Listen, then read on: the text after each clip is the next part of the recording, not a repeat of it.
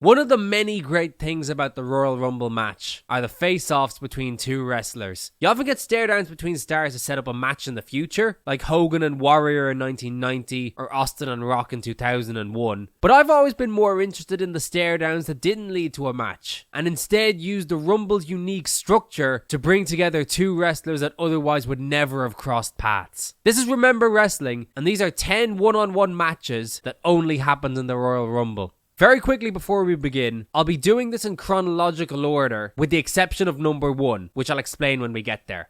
Number 10, Axe vs Smash, 1989. It took a little while for WWE to figure out what they had with the Royal Rumble, but this is a great example of them stumbling upon a winning formula. At the start of the 1989 Rumble, which was the first to feature 30 men, the number 1 and number 2 entrants were the reigning WWE Tag Team Champions, Axe and Smash of Demolition. It showcased that the Rumble was every man for himself, and the two men showed that by immediately going at each other. While this isn't the greatest or most memorable face-off we'll talk about today, it is the original, and that's what earns it a place on the list. Number 9, Kane vs the Honky Tonk Man, 2001. This Rumble is at or near the top of most people's list as the best Rumble there's ever been. It also has one of the first examples of a surprise return from a legend of the past. To see the Honky Tonk Man, one of the best heels of the Hulkamania era, walking into an Attitude Era ring is something that's still surreal to this day. Not only that, but he was going into a ring to face Kane, who had just eliminated everybody in sight seconds earlier. Honky got to sing his song to the crowd, then Kane took his guitar and smashed it over his head. Honky would go on to be one of 11 eliminations Kane scored in that Rumble, setting a record that lasted over a decade.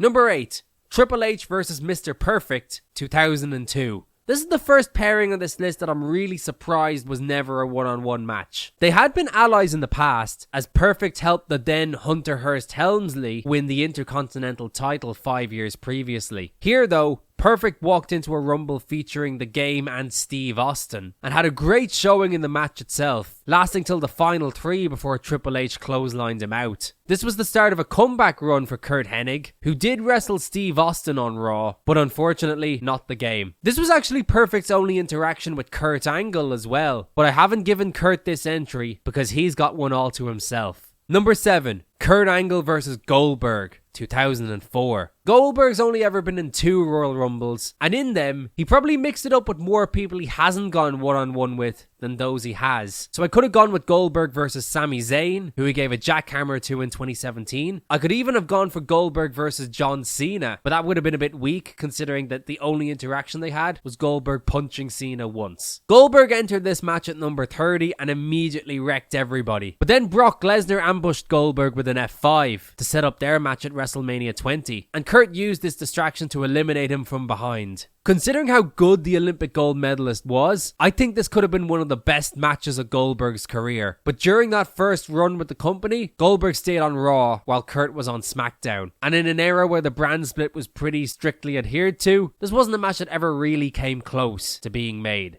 Number 6, Triple H vs Rey Mysterio, 2006. That's right, I had to put The Game on here again, because as surprised as I am that he didn't wrestle Mr. Perfect, I am gobsmacked he never went one-on-one with Rey Mysterio. Considering the length of their careers and the level of legends these two are, that they never ever had a one-on-one singles match is ridiculous to me. That being said, they probably gave you enough in this Rumble to be satisfied. These men were the first 2 entrants, and early in the match, whenever someone else came in, the pair of them just threw them out and went back to going one-on-one with each other. They would both last till the final 3 as well, so they had plenty of time to get familiar with each other. Rey eliminated him with a head scissors, and Triple H got his own back by throwing him into the steps. Triple H would turn face shortly after this, and so maybe WWE didn't want to do the match if it was going to be face versus face. Number 5, Kane vs Santino Marella, 2009. Another repeat entry this time for probably the best Rumble performer to never actually win the match. I guess it's a toss-up between Kane for all his eliminations or Kofi Kingston for all his elimination saves. Anyway, this one-on-one isn't one I'm particularly clamoring to see, but I had to include it because the Rumble spot itself is so iconic. It's the 2009 Royal Rumble, and Santino power walks in as number 28. He slides onto the bottom rope,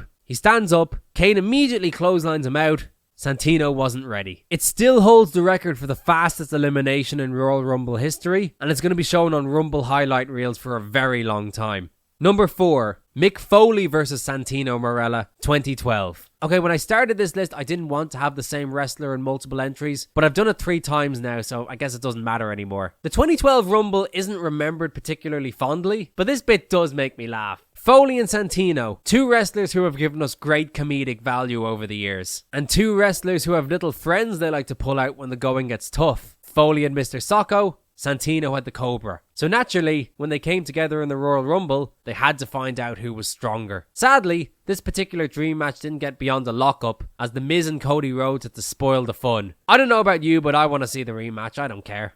Number 3, Finn Balor versus Randy Orton, 2018. The 2018 Men's Royal Rumble is my personal favourite. It's full of memorable spots, great comedic moments, and an ending stretch that I would rank as the best of all time. For the final 6, you had this really great moment of the clash of generations. The ruthless aggression stalwarts as Cena, Orton and Mysterio, and the current big name players, Reigns, Balor and Nakamura. Out of this 6-pack challenge, all of them have wrestled each other one-on-one, with one exception, the Prince and the Viper. This is the only match on the list where I'm still holding out hope that it could happen one day, as both men are still active in the company and they're on opposite sides of the face-heel spectrum, so it'd be very easy to put together and I'd love to see it.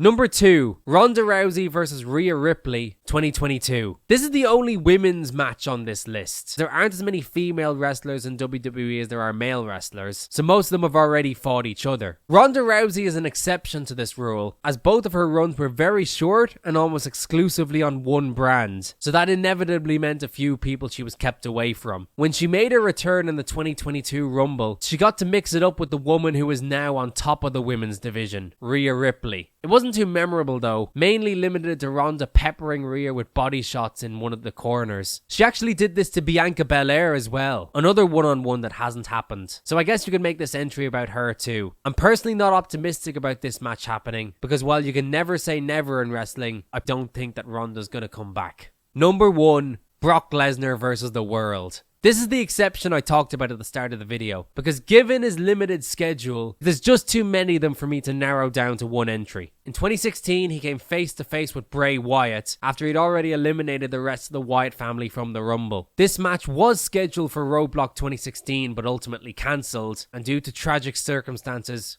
we're not going to see it now. In 2017, he squared off with Enzo Amore, which had no business being a singles match, so I guess the Rumble's the only place where it could realistically happen. 2020 was the biggest example of Brock facing new people, what with them coming out one at a time to face him and get eliminated. The highlight of this is obviously his showdown with Keith Lee, but honourable mentions also go to Cesaro, which could have been a great match, and Big E, who never got a one-on-one match with Lesnar, despite losing the WWE Championship to him, which is a real shame. In 2022, he entered as a surprise number 30 and gave Matt Riddle the only taste he'll ever have of one of his dream matches. He then squared off with Bad Bunny, which is a ridiculous sight, and also spent some time beating up Shane McMahon. And finally, the ultimate face-off that got away. In 2023, he came face to face with Gunther. This was a match that fans were desperate to see, and it was penciled in to happen at WrestleMania 40, but it doesn't look like it's going to happen now. So given the sheer quantity of random opponents, I had to give Brock Lesnar the number 1 spot. Thanks for watching the video, guys.